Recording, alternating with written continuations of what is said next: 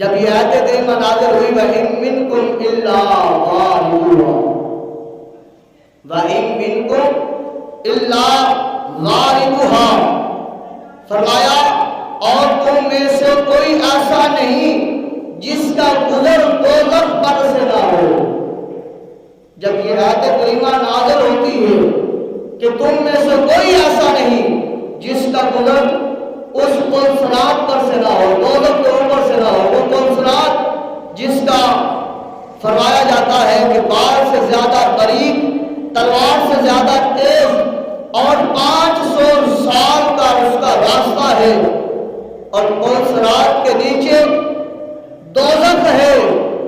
آگ جو ہے وہ جل رہی ہے۔ اللہ فرماتا ہے کہ ہر ایک کو اس پل سے گزرنا ہے۔